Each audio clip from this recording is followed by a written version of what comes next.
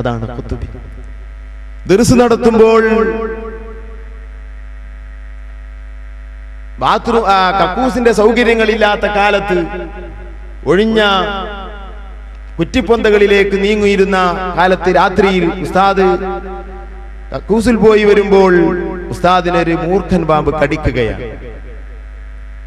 ഉടനെ തന്നെ മരിക്കുന്ന വിഷമുള്ള ഈ പാമ്പ് കടിച്ച ഉടനെ ഉസ്താദ് അനാരം പിടിച്ചുകൊണ്ട് വരികയാണ്. ശിഷ്യന്മാരോട് പറയുന്നു, എന്നെ ഒരു പാമ്പ് കടിച്ചിട്ടുണ്ട്, ഞാൻ അതിനൊരു തട്ട് തട്ടിയിട്ടുണ്ട്, നിങ്ങളൊന്ന് പോയി നോക്കുക. ചെന്നു നോക്കുമ്പോൾ ആ പാമ്പ് ഉസ്താദിന്റെ വിഷമേറ്റ് ചത്തിരിക്കുന്നു.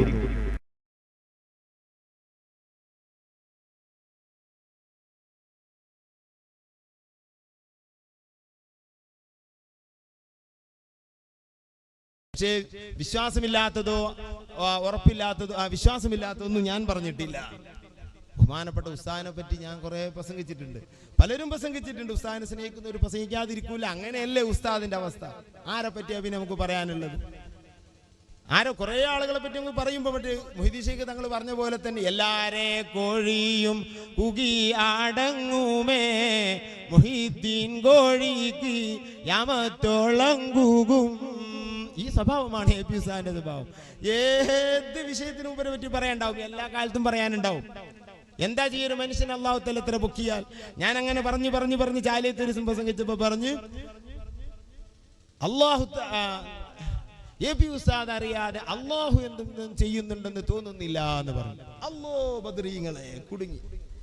എ പി ഉസ്താദ് അറിയാതെ അല്ലാഹു എന്തെങ്കിലും ചെയ്യുന്നുണ്ടെന്ന് തോന്നുന്നില്ല. ഈ പ്രസംഗം എടുത്തിട്ട് എവിടൊക്കെയാണ് എന്നെ മുർത്തദ്ദാക്കിയത് തമ്പുരാനെ? മുർത്തദ്ദാകാത്തവരോ നാലും മൂപ്പര് പറഞ്ഞത് കാഫറായി പോവില്ല. വാക്ക് അത് പറയാൻ പാടുണ്ടോ? സുബ്ഹാനല്ലാഹ്. ഞാൻ പറഞ്ഞ വാക്കിന്റെ അർത്ഥം എന്തെന്ന് എന്നോട് ചോദിക്കണം. ഞാൻ പറയുന്നത് ഭാഷാപരമായിട്ടോ നമുക്കൊക്കെ മനസ്സിലാകുന്നില്ലെങ്കിൽ പിന്നെ കള്ളത്തരം കാട്ടാന്ന് പറയരുത്. എന്നോടൊന്നും ചോദിക്കണ്ട ഇതിന്റെ അർത്ഥം എന്താണ്. ഇത് ഞാൻ പറയാ പോലെ അർത്ഥം വെക്ക്. ഇതിനർത്ഥം ഉണ്ടോ? എ പി ഉസ്താദ് അറിയാതെ അല്ലാഹു ഒന്നും ചെയ്യുന്നില്ല, ഇങ്ങനെ ഒരു വാക്ക് ഞാൻ പറഞ്ഞിട്ടുണ്ട്. ചെയ്യുന്നില്ല എന്നല്ല, ചെയ്യുമെന്ന് തോന്നുന്നില്ല. വാസ്തവത്തിൽ വളരെ ബോധത്തിൽ പറഞ്ഞ വാക്കാണത്. ഇതിനർത്ഥം പറയുന്ന കേൾക്കണം നിങ്ങൾക്ക്. എ പി ഉസ്താദിനോട് ചോദിക്കാതെ അല്ലാഹു ഒന്നും ചെയ്യൂല, അങ്ങനെ ഞാൻ പറഞ്ഞിട്ടില്ല, പറയുകയുമില്ല. പറഞ്ഞാൽ എന്ത് സംഭവിക്കും അത് വേറൊരു കാര്യം. ഇവര് പറഞ്ഞാൽ മുർത്തദൊന്നും ആവൂല, അത് കിതാബ് ഓതണം എന്നാലേ മനസ്സിലാവുള്ളൂ. അങ്ങനെ പറഞ്ഞാൽ എന്ത് സംഭവിക്കും? മുർത്തദൊന്നും ആവൂല. ആരാ മുർത്തദാവല്? മുർത്തദാകണമെങ്കിൽ മുഴുവനും മുർത്തദാകണ പണി ഇപ്പൊ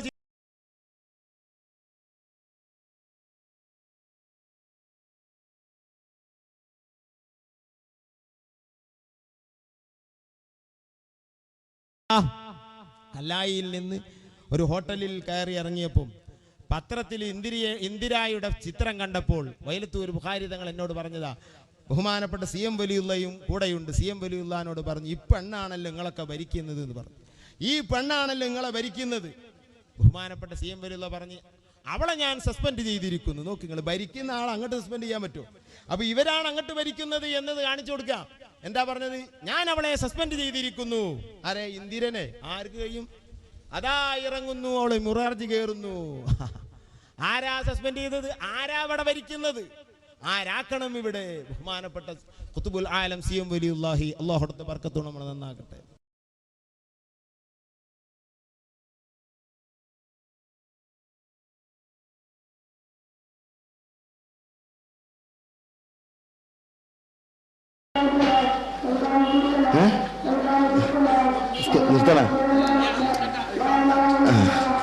ഇക്കാമത്താണ്.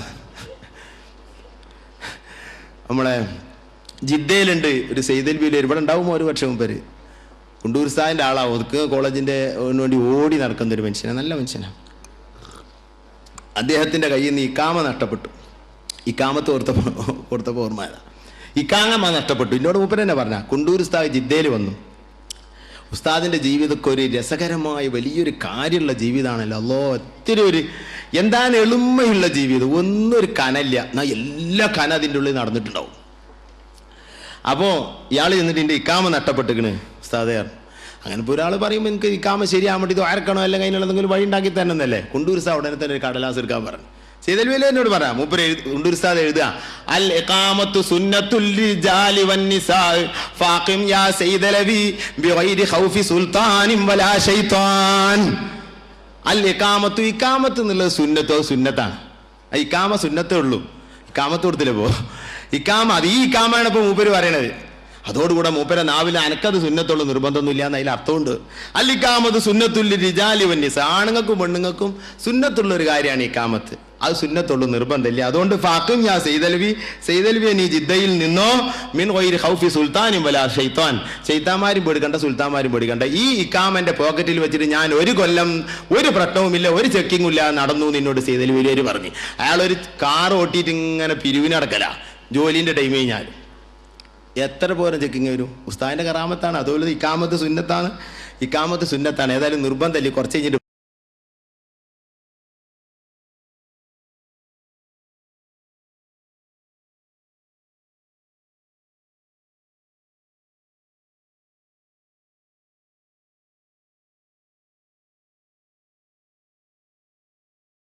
ഉസ്താദിൻ്റെതായാലേറെ എനിക്ക് പറയാനുണ്ട്. അത് കേൾക്കുന്നവർക്ക് പലർക്കും ഭയങ്കര ഏറെയാണ് അത് കേൾക്കുന്നതും. പക്ഷെ ഞാനത് ഏറെ പറയണം നമ്മൾ സഹോദരന്മാരെ.